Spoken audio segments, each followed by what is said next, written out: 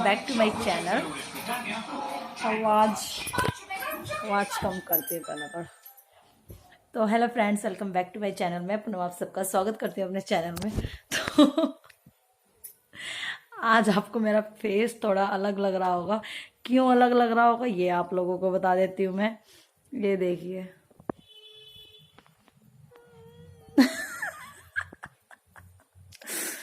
तो मेरा ना होंठ यहाँ से सूज गया है और अभी ये यहाँ पे ना मेरे जूठा निकल गया था, तो ये अभी थोड़ा ठीक हुआ है।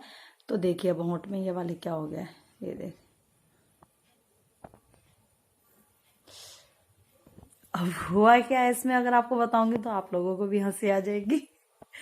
तो जैसे कि मॉर्निंग में जब मैं काम कर रही थी झाड़ू पोछा, तो हमारे घर के बाहर हमने अमरूद का पेड़ लगा रखा है, तो उसमें अमरूद लगे हुए हैं बहुत सारे।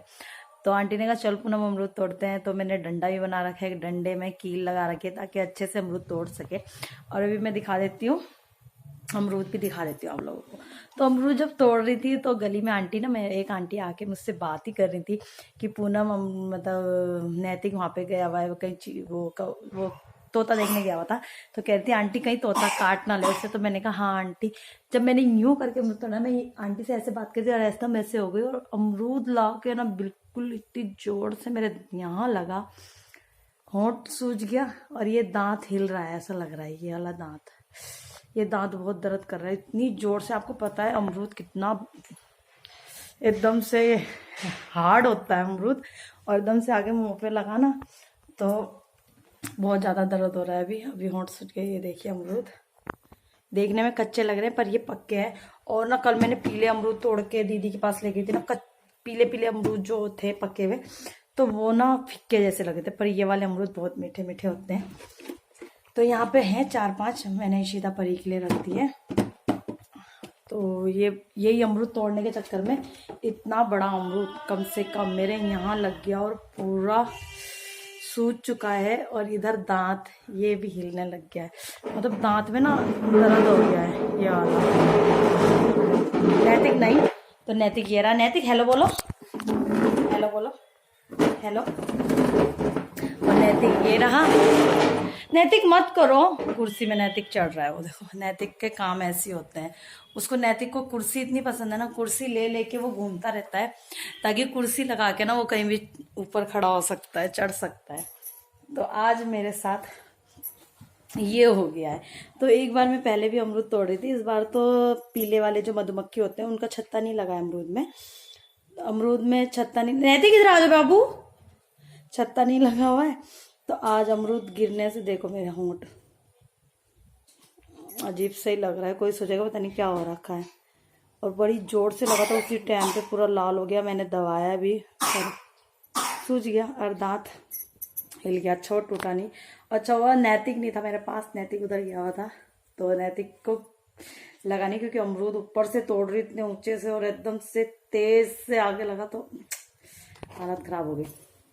तो और आज मेरा वीडियो बनाने का ये था। कल मैं दीदी के पास गई थी, कल जिनसे मैं सूट सिलवाती हूँ दीदी के पास गई थी। तो मैंने कहा सवेरे मैं ना स्टार्ट कर दूंगी व्लॉग और उनके घर जाने तक उनसे भी मिलवाऊंगी आप लोगों को। तो मैंने घर से स्टार्ट ही नहीं किया, क्योंकि जब मैं निकलने लगी ना, मैं फटाफट नैतिक को बातों में लगाना पड़ता है। क्योंकि नैतिक ना अगर मुझे देख लेगा मैंने चुन्नी ओढ़ी हुई है तो उसके बाद वो रोना स्टार्ट कर देता है कि मम्मी मुझे छोड़ के ना चली जाए। तो जैसे मैंने चुन्नी ओढ़ने से पहले फटाफट ताले तुले लगा दिए और मैंने व्लॉग भी स्टार्ट नहीं किया और मैं बाहर चली गई। बाहर से फिर 1-2 अमरूद तोड़े मैंने, आंटी कह रही थी अमरूद लगे हुए, तो फिर मैं ऊपर से डंडा लाई और अमरूद तोड़ के फिर मैं चली गई थी। और अब भी आज मैंने सर वॉश नहीं किया क्योंकि आज है गुरुवार, बृहस्पतिवार है और तारीख है 3 नवंबर है। अब ये नवंबर में ही मैं घर जाने वाली हूँ। नवंबर और ये नवंबर मेरे लिए पूरा बिजी रहने वाला, क्योंकि अब नवंबर स्टार्ट हो चुका है। नैतिक का बर्थडे आ रहा है 19 नवंबर को, और उसके बाद में मतलब 20 तारीख के नैतिक 20 तारीख के बाद मैं कभी भी घर भी जा सकती हूँ, क्योंकि जैसे कि आपको पता है वर्षा की शादी है 2 दिसंबर को। और नैतिक यहाँ पर कुर्सी घसीट रहा है तो मुझसे मेरे से मैं आप लोगों से बात नहीं कर पाऊंगी। इधर आ जाती हूँ, इधर वाले कमरे में। और और आपको दिखा देती हूँ, वर्षा की शादी का कार्ड भी आ चुका है। तो कल परसों ही माईजोर देके गए हैं वर्षा की शादी का कार्ड। वर्षा और अजय डोगरा उनके हस्बैंड का नाम है, जो कि हमारे जमाई जी लगेंगे। मतलब जमाई मतलब जैसे अब मैं उनसे बड़ी हूँ तो मेरे जमाई जी लगेंगे। तो ये रहा वर्षा की शादी का कार्ड, और अंदर से दिखाती हूँ आप लोगों को। अंदर से कुछ इस तरीके से है। 1 तारीख को हल्दी और मेहंदी संगीत है, और 2 तारीख को 2 दिसंबर को बारात है, और वही 5 बजे विदाई, भीगी पलकों के साथ विदाई। तो शादी में सबसे इमोशनल टाइम यही होता है जब बेटी विदा होती है घर से। तो उस टाइम पे पता नहीं क्या होगा, अभी तो हम नोटिस नहीं कर सकते। बाकी अगर वर्षा के बर्थडे वाली वीडियो नहीं देखी है तो एकदम से ना नैतिक की रोने की आवाज़ आ गई थी। मैंने फटाफट जाके देखा, वो कुर्सी से ना उसका हाथ दब गया था। तो फिर 2 दिसंबर की वर्षा की शादी है, तो मैं 20 तारीख के बाद कभी भी चली जाऊंगी। और लाइट नहीं है, मैंने टीवी ऑन कर रखा है, टीवी बंद कर देती हूँ।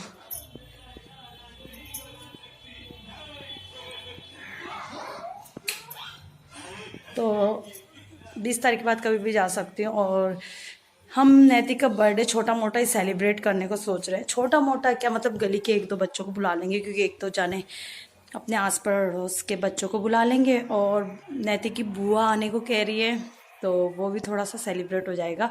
करना था, सोचा था नैतिक का ये दूसरा बर्थडे है, 2 साल का कंप्लीट हो गया, 3 में लग जाएगा। ये वाला बर्थडे ना हमने सोचा था अच्छे से सेलिब्रेट करेंगे, पर हो क्या गया है, बीच में पड़ गई है शादी। क्योंकि अब शादी में भी जाना है, थोड़ा खर्चा वहाँ भी होगा, और नैतिक का बर्थडे करेंगे उसमें तो ज़्यादा ही होगा। तो इस वजह से अभी कुछ भी नहीं पता है कि हम नैतिक का बर्थडे सेलिब्रेट करेंगे या नहीं, अभी इतना कुछ नहीं पता है। तो वो बाद में देखेंगे, अभी है टाइम, अभी कुछ नहीं बोल सकते नैतिक का बर्थडे हमें सेलिब्रेट करना है या नहीं, क्योंकि उसका पहला बर्थडे सेलिब्रेट नहीं हुआ था। हुआ क्यों नहीं था, क्योंकि मेरी सासू माँ की डेथ हो रखी थी, और उनकी बरसी नहीं हो रखी थी, तो साल भर नहीं हो रखा था। जनवरी में उनकी बरसी होनी थी, जनवरी में उनकी बरसी होनी थी। तो उसके बाद ही हम अपने घर में जो भी होता है, जैसे शुभ काम होता है, बर्थडे हो, पार्टी हो, शादी हो, हमारे घर में साल भर तक कुछ नहीं होता है। कुछ पूजा पाठ नहीं होता है, कुछ हम मतलब जैसे पूजा पाठ भी नहीं होता है, ये सब चीज़ें हमारी बंद हो जाती है साल भर तक, जब तक हम बरसी नहीं करते। तो ऐसी कुछ था, इसलिए नैतिक का पहला बर्थडे सेलिब्रेट नहीं हुआ था। तो ये सेकंड बर्थडे है, अभी कैसे करना है कैसे नहीं, अभी कुछ भी नहीं पता है, वो हम बाद में देखेंगे। तो दीदी और आए थे भाई दूज में, बहुत अच्छा लगा, भाई और आए थे, बहुत अच्छे से हो गया सब कुछ। वो लोग आके गए, दीदी ने घर देखा, दीदी को घर भी बहुत अच्छा लगा, क्योंकि हमने हमारा घर पहले बहुत ज़्यादा ख़राब हो रखा था, और इस बार पुट्टी करवा के ना सबको हमारा घर बहुत अच्छा लगा, कि बहुत अच्छा लग रहा है अब तुम्हारा घर। तो यही लगता है कि मम्मी पापा होते, अगर मेरे सास ससुर होते तो वो भी कितना खुश होते कि घर देख के कितना अच्छा कर दिया मेरे बेटे ने। पर ये होता है ना, ये चीज़ें उस टाइम पे नहीं हुई। पापा ने तो कुछ भी नहीं देखा, क्योंकि हमने जब नीचे टाइल लगवाई मम्मी थी, पापा ने तो ये भी नहीं देखा। मतलब मुझे खुद अपना घर इतना अच्छा लग रहा है ना, और बहुत अच्छा लगा इस बार दिवाली में ना। बस मुझे मेरा घर बहुत अच्छा लग रहा था। अपने लिए तो अपना कोई छोटी सी झोपड़ी भी होती है ना, वो भी बहुत प्यारी लगती है, पर अब मुझे अपने घर में ज़्यादा ही प्यार आ रहा है। तो और मैं आपको ये भी दिखाने वाली थी कि दीदी हमारे लिए क्या क्या लेके आई थी उस टाइम पे ना। मैं बताऊँ आप लोगों को, जब घर में मेहमान आ रखे होते हैं ना, और करने वाली मतलब मैं ही हूँ, मतलब जैसे होता है ना साथ में, जैसे मेरी देवरानी होती या जेठानी होती, तो हम मिल के काम करते, तो थोड़ा ज़्यादा काम का बढ़ जाता है काम। तो अभी दीदी और आ रखे थे, मुझे फिर दीदी और के लिए खाना बनाना और सबको खाना खुना देना, क्योंकि दीदी भी थक के आ रखी थी। ये नहीं है कि दीदी और काम नहीं करवाते, अगर दीदी और यहाँ आते हैं ना काम करवाते हैं, पर दीदी आई थी जैसे आज दिन में पहुंचे और कल उनको जाना था। तो मुझे इस बात के लिए भी गुस्सा आ रहा था कि दीदी आप आए और जा रहे हो, पर दीदी और ने बहुत ज़्यादा फिर भी सपोर्ट करा। हमने मोमो बना के खाए उनके साथ, और दीदी आई, दीदी को खाना दिया, तो दीदी बर्तन वॉश करने गई। ये चीज़ें मुझे अजीब सी लगती है कि आप आए हो और तुरंत ही काम करने लग जाओ। अगर आप 2-3 दिन रुक रहे हो तो बहुत अच्छा लगता है कि दीदी मेरे साथ हेल्प करवा रही है। या दीदी और मेरी ननद जो दोनों है बहुत अच्छी है। कभी आपको फेस टू फेस मिलाने का टाइम नहीं मिलता है, क्योंकि वो थोड़ा सा शर्माती तो नहीं है, बस वो होते हैं, मतलब हम सब फ्रैंक है, मतलब बहुत अच्छे से बातें करे, बहुत देर तक बैठ के बातें करी। दीदी जब दिन में आई 12 बजे यहाँ पहुंची, मैंने फटाफट उन लोगों को खाना खिलाया क्योंकि भूख लग रही थी दीदी को। दीदी ने कहा पहले चाय बना दो मेरे लिए। दीदी के लिए चाय बनाया, फिर उसके बाद खाना खा के, और इतना लंबा सफ़र करके आई थी दीदी 6-7 घंटे का। तो दीदी ने कहा मैं रेस्ट करूँगी। मैंने कहा दीदी आप सो जाओ। जब तक उन्होंने रेस्ट किया, मैंने थोड़े बहुत बर्तन तो दीदी ने धो दिए थे, बाकी मैंने धोए। और उसके बाद फिर मैं नहाने चली गई थी। फिर थोड़े बहुत कपड़े थे वो धोए, झाड़ू पोछा दोबारा से किया क्योंकि बच्चों वाले घर में हो जाती है गंदगी दोबारा से, बच्चे जब खाना पीना खाते हैं। तो वो करने के बाद फिर दीदी को 4 बजे करीब उठाया, चाय चुई बनाई, फिर हम चले गए थे मेरी जो बड़ी ननद हैं उनके जेठ जी के घर, क्योंकि उनकी दीदी ने भी टीका भिजवा रखा था वो देने। फिर वहाँ से आए 6-7 बजे। फिर वहाँ से आने के बाद मोमो बनाने लगे। फिर रात के 10-11 बज गए थे। अगले दिन दीदी और को फिर स्टेशन छोड़ने गई मैं। तो ये देखो टाइम ना ऐसे निकल गया। इस बार दीदी आने वाली है ना, दीदी ने बोला है मैं 17 तारीख को आ जाऊंगी। 17, 18, 19 देखते हैं वो कब तक रुकती है। मैं तो चाहती हूँ वो 20, 21, 23 तक यहीं रुक जाए। और मैंने बोला है दीदी मैं आपके साथ ही चली जाऊँगी फिर अगर आप 20 तारीख के बाद जाओगे तो, क्योंकि फिर इनको भी थोड़ी दिक्कत हो जाती है, क्योंकि इनको खाने पीने की दिक्कत हो जाती है। पर थोड़े दिन तो चल जाएगा, क्योंकि जब मैं 25 को चली जाऊंगी तो ये 30 को ये भी निकल जाएंगे यहाँ से, ट्रेन पकड़ लेंगे और 1 तारीख को वहाँ पहुँच जाएंगे। और 2 तारीख का हम शादी अटेंड कर लेंगे। तो आप लोगों को दिखाती हूँ मैं दीदी क्या क्या लेके आई थी हमारे लिए लेके आई थी दीदी सेल रोटी, फीनी रोटी। उस टाइम पे ना दिखाने का टाइम ही नहीं मिला, सही में बताऊँ। उस टाइम ना मैं इतनी बिजी हो गई थी, क्योंकि सबसे पहले उनका खाना पीना किया, फिर दीदी के साथ चली गई। नेक्स्ट डे मैं दीदी को जब स्टेशन छोड़ने गए, भाई और भी गए, तो उसके बाद मुझे इस तरह से नींद आई, मुझे पता नहीं। मैंने कोई व्लॉग नहीं बनाया, कोई शूट नहीं किया। थोड़ा बहुत जो भी स्टेशन में बनाया था वही अपलोड कर दिया था, और मैंने कुछ चीज़ नहीं दिखा पाई। और दीदी इतनी सारी चीज़ें लेके आई थी ना, बस हमारे लिए यही तो प्यार होता है। तो दीदी लाई थी सेल रोटी, फीनी रोटी, नमकीन के पैकेट्स, बाकी जो ड्राई फ्रूट्स जो भाई को देते हैं भाई दूज में, वो लेके आई थी। और लेके आई थी मेरे लिए एक सूट लेके आई थी। और यहाँ पर जब हम आए थे उनकी जेठानी के घर गए, बड़ी वाली दीदी के जेठानी के, तो वहाँ से आने के टाइम पे दीदी ने कहा मुझे ना एक कुर्ती लेनी है, क्योंकि दीदी जब देहरादून से आई थी, आपको लोगों को पता है देहरादून पड़ जाता है पहाड़ के इलाके में, तो वहाँ पे ठंड ज़्यादा होती है। तो दीदी और जब सवेरे 4-5 बजे निकले तो ठंड इतनी थी, दीदियों ने गर्म सूट पहन रखा था, कोट पहन रखा था, भांजी ने भी वही।